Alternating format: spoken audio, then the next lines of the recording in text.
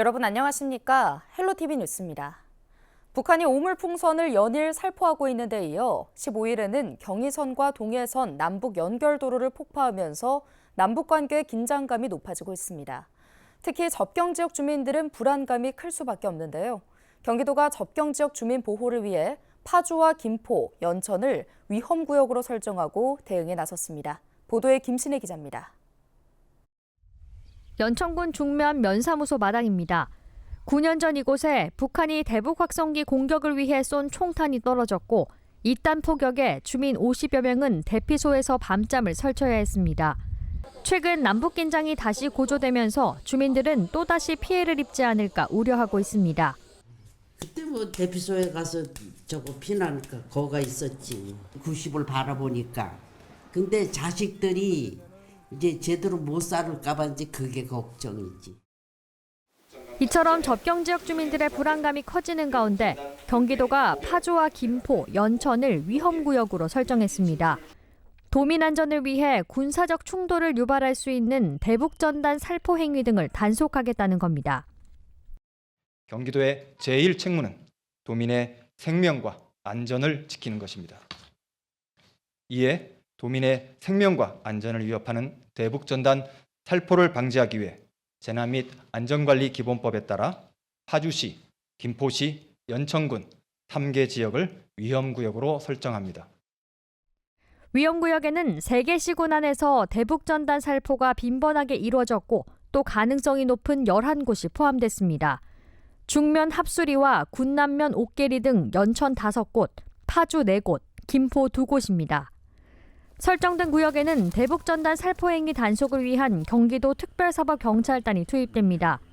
이를 위반할 경우 현행법에 따라 형사 입건돼 수사를 받게 되고 1년 이하 징역 또는 1,000만 원 이하의 벌금에 처해질 수 있습니다.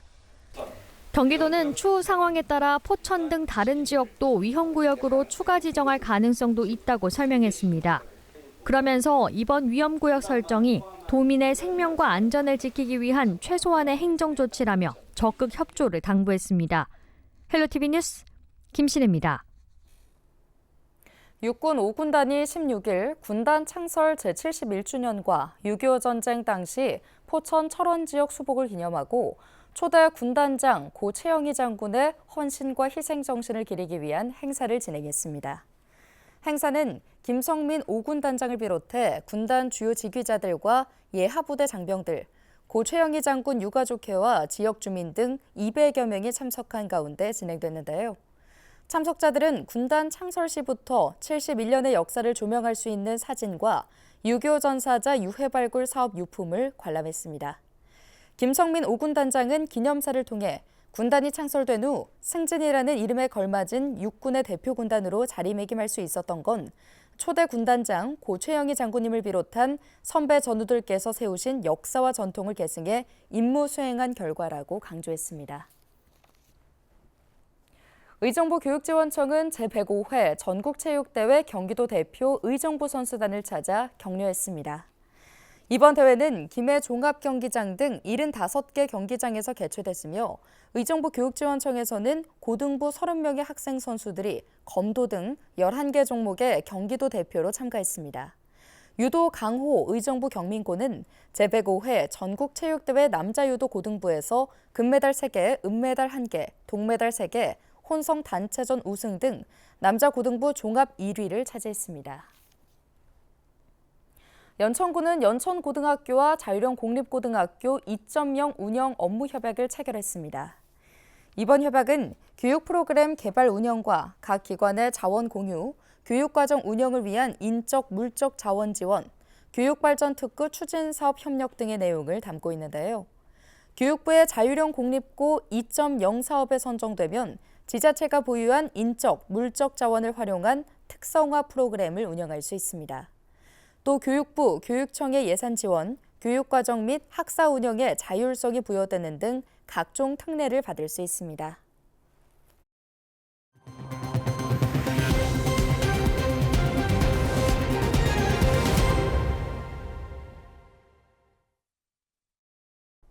부천의 한 가로주택 정비 사업 시공사가 조합원들 모르게 조합담보로 200억 원 규모의 대출을 받았다가 사기 혐의로 고소당했습니다.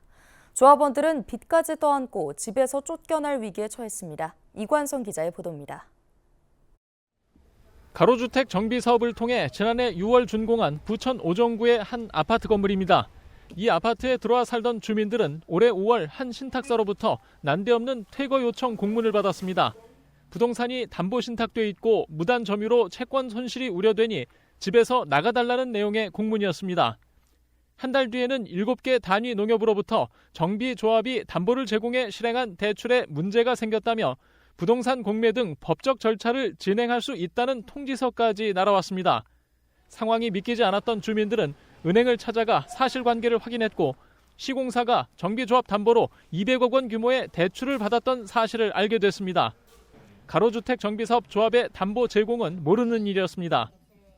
은행에 제출된 분양계약서도 위조가 된 분양계약서가 들어갔고 그 계약서에 대한 도장, 저희 입주민들에 대한 도장 자체가 다 막도장으로 위조된 도장이었고요. 저희 서명은 하나도 들어가지 않았고요. 금액 자체도 틀리고요. 그리고 이주비 자체가 아예 받지도 않았는데 받은 이주비가 있다고 책정이 돼 있고 은행에서는 그거에 대해서 200억의 대출을 조합원들이 n분의 1로 다 갚아라 이런 상황인 겁니다. 시공사는 조합원들의 동의 없이 보존 등기 상태에서 200억 원 규모의 대출을 얻었던 것으로 보입니다. 주민들은 2억 원이 넘는 내 집값과 추가 분담금까지 내고도 내쫓길 위기에 처해 있습니다. 아파트 주민들은 조합원들이 낸 추가 분담금 45억 원까지 신탁사에 들어가지 않았다며 행방을 찾고 있습니다.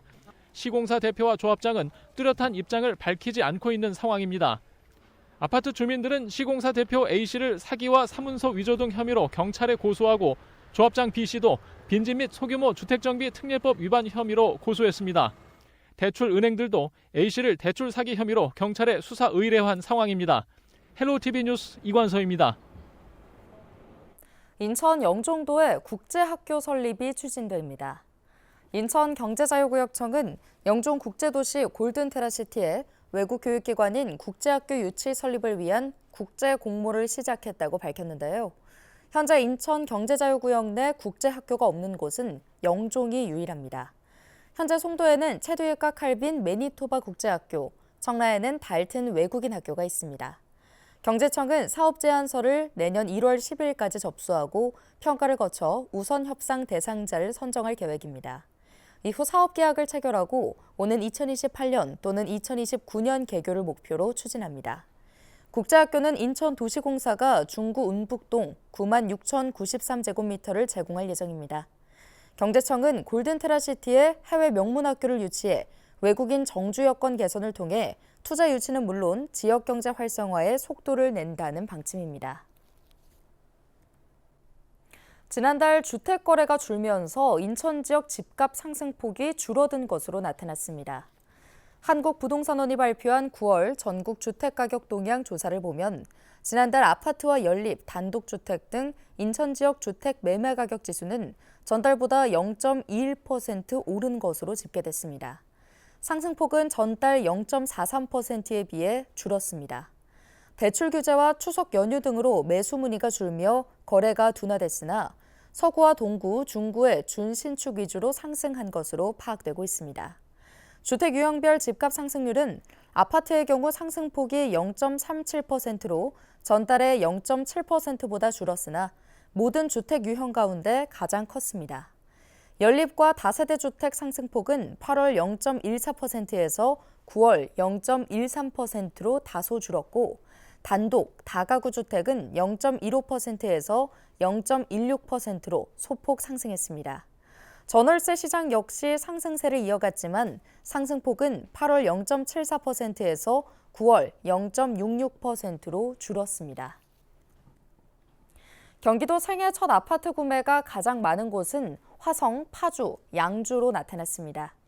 16일 부동산 시장 분석업체 부동산인포가 대법원 소유권 이전 등기 신청 매수인 현황을 분석한 결과 올해 1월에서 9월 경기도에서 생애 첫 부동산 구입이 가장 많은 지역은 화성으로 9,500여 건이었습니다. 이어 파주가 7,300여 건, 양주가 6,000여 건으로 뒤를 이었습니다. 지난해에는 2, 3위가 평택 시흥순으로 경기 남부권의 선호도가 두드러졌지만 올해는 경기 북부 지역의 교통이 발달하면서 파주와 양주로 매수가 몰려 북부권에 대한 선호도가 높아지는 분위기라고 전문가들은 보고 있습니다. 양주는 기존 1호선뿐 아니라 지하철 7호선 연장도 공사가 진행 중이며 서울 양주 고속도로, 동부 간선도로 지하화 등이 추진 중입니다. 경기도가 2% 이하의 수수료로 운영하는 민간 배달앱 시장 활성화를 통해 소상공인을 지원할 방침입니다. 경기도는 16일부터 오는 25일까지 민관협력 제휴 배달앱 사업자를 공개 모집하는데요. 공개 모집은 2% 이하 중개 수수료를 제공하는 모든 배달앱 사업자가 응모할 수 있으며 자체 심사표에 따라 평가한 점수가 일정 기준을 넘으면 사업자로 선정됩니다. 협약 체결 기간은 2년이며 선정된 민간 배달앱 사업자는 경기 지역 화폐 결제 시스템을 사용할 수 있습니다. 인천시가 영종과 송도, 검단 지역의 대중교통 서비스 제고를 위해 총 7개 노선을 신설해 오는 19일부터 순차적으로 운행을 개시합니다. 시는 신도시 대규모 공동주택 입주와 산업단지 조성에 대비해 지난해 노선 신설 및 증차 계획을 수립한 바 있는데요. 이에 따라 지난 3월까지 검단 신도시와 루원시티, 한들지구 등 지역을 대상으로 11개 노선 19대의 증차를 시행했습니다. 이번에 추가로 영종과 송도, 검단 신도시를 대상으로 7개 노선을 신설하고 40대를 증차할 계획입니다. 이들 지역은 지난 2020년 12월 말 시내버스 노선 전면 개편 시행 이후 30% 이상 유입 인구가 증가해 시내버스 이용 수요가 크게 늘어난 곳입니다. 지역별 신설되는 노선은 영종 국제도시 2개 노선 14대, 송도 국제도시 2개 노선 12대, 검단 신도시 3개 노선 14대입니다. 자세한 내용은 인천시청 누리집에서 확인할 수 있습니다. 인천에서 최근 5년간 가짜 석유 등 불법 판매로 적발된 주유소가 36곳에 달한 것으로 나타났습니다. 국회 산업통상자원 중소벤처기업위원회 소속 더불어민주당 허종식 의원이 한국석유관리원으로부터 받은 인천 주유소 불법 유통 적발 현황을 보면 최근 5년 동안 불법 유통으로 적발된 주유소가 36곳으로 집계되는데요. 지역별로는 서구가 10곳으로 가장 많았고 강화군 6곳, 계양구와 중구 각각 4곳, 남동구와 미추홀구 각각 3곳, 동구와 부평구, 옹진군 등이 각각 2곳 순입니다. 특히 서구와 강화, 계양 등 북부권에서만 20곳의 주유소가 적발됐습니다. 적발 항목 중 품질 부적합이 24곳으로 전체의 66.6%를 차지했습니다. 가짜 석유의 경우도 9건으로 25%에 달했습니다. 유정복 인천시장이 시민소통에 나섰습니다. 인천시는 지난 15일 남동 소래아트홀 아트센터 대공연장에서 제2회 생생시정 바로알기 시정설명회를 열었는데요. 직능단체회원과 시민 등 700여 명이 참석한 가운데 열린 설명회에는 유정복 시장이 직접 시가 추진 중인 주요 정책 방향 등을 시민들과 공유하기 위해 마련했습니다. 설명회에서는 현장에서 수집한 시정 인터뷰 내용을 공유하고 제물포 르네상스 사업과 광역철도망 구축, 바이오 특화단지 유치 계획 등 주요 현안을 설명했습니다. 또 교통 문제와 통행료 부담, 취약계층 소상공인 지원 대책 등도 함께 소개했습니다. 경기도와 경기도의회가 경기도 청년 기본소득 개선 방안 모색을 위한 공개 정책 토론회를 개최했습니다. 주요 내용으로는 경제 수준에 따른 청년 기본소득 차등 지급 방안과 재원 부담을 고려해 청년 전체가 아닌 적절한 연령에게 지급하는 방안 등이 제시됐는데요. 이 밖에도 기존 보편 지원 체계에서 지급액에 차등을 줘야 한다. 경기 북부에는 취업 준비를 위한 학원 등이 부족해 역량 개발을 위한 지역 화폐의 활용성이 떨어진다. 청년이 필요한 연령을 직접 선택해 지원받을 수 있게 해야 한다 등의 다양한 의견이 제시됐습니다. 오늘 준비한 소식은 여기까지입니다. 함께해 주신 여러분 고맙습니다.